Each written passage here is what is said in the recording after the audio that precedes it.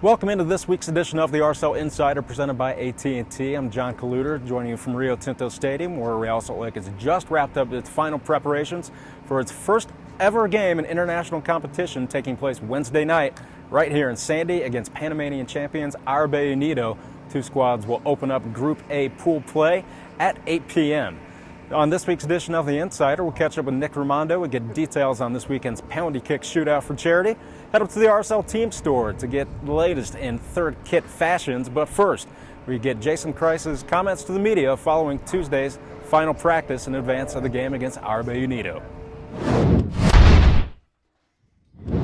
All right, so did you obviously juggled playing time quite a bit. Did you do it enough that you're really comfortable with where guys are at, or it's just kind of the best it can be at this point?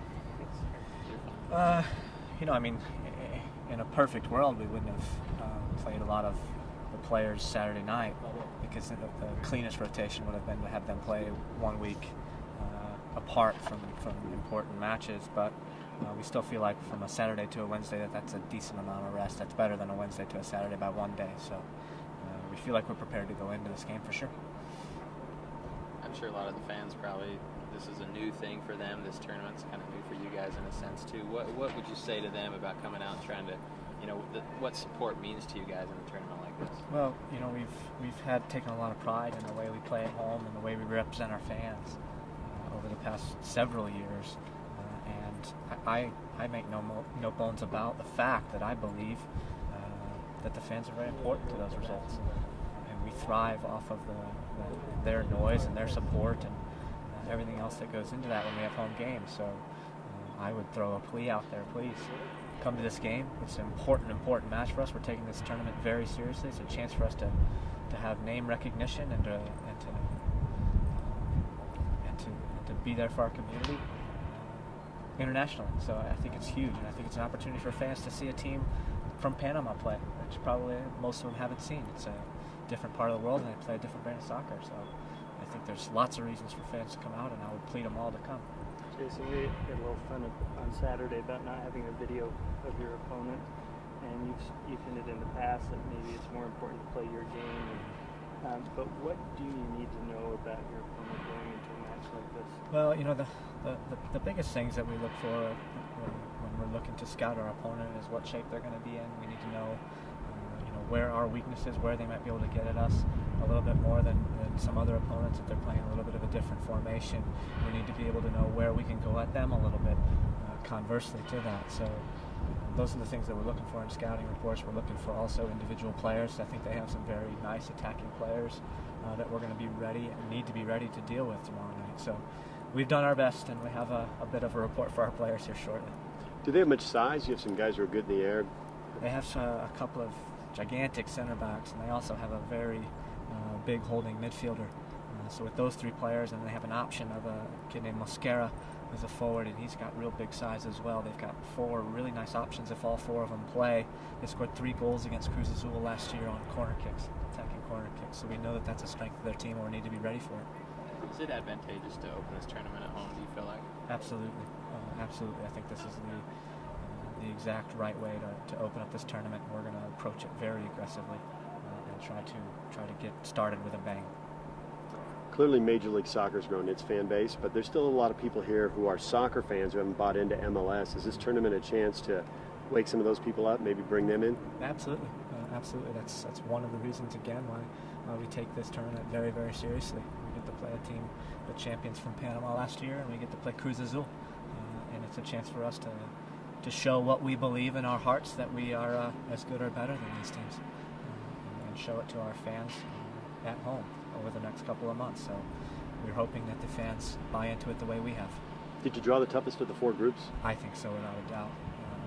In my opinion, to have 2 MLS teams and a Mexican team in the same group is, for me, the strongest group. But I'm also a little naive, and I wouldn't be shy about telling you I don't have the greatest international pedigree and the greatest pedigree of coaching against Caribbean and CONCACAF opponents, so I could be wrong.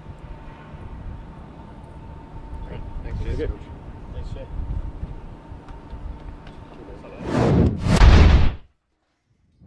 Insider is back, coming at you from outside the RSL team store, which has a ton of new stuff going on this week in advance of Wednesday night's game against RB Unido. First things first, though, harkening back to last year's championship run, a lot of fans clamoring for these bad boys, the Adidas embroidered championship scarf. Oh, wait, this way, that looks better. Might have seen Beckerman doing one of these with this back in Seattle in November. These are back, limited supply only, one run in. These are $35 retail, but if you're an RSL season ticket holder, slash 25% off that. The big thing Wednesday night are these bad boys, the Victory Golds, making their debut, not on the players, they debuted them in Kansas City a week and a half ago, but fans get their first crack at these. Short sleeves, $90, long sleeves, the Andy Williams version, $100. Those go on sale Wednesday night during the game against RB Unido. Close out this week's edition of the RSL Insider with Nick Raimondo, who's got a little thing going on for charity this Saturday. If you thought 7 rounds of PKs were grueling, try 100. Nick's going to be taking on shooters of all ages this Saturday following the open practice here at Rio Tinto Stadium.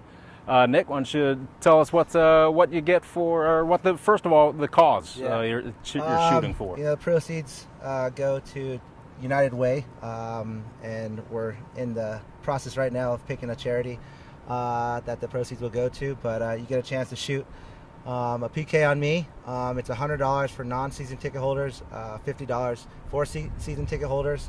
It also includes 1 ticket for the Chicago Fire game, and bragging rights if you can score one past me. Do what many people in MLS have not been able to do in Nick's illustrious MLS career.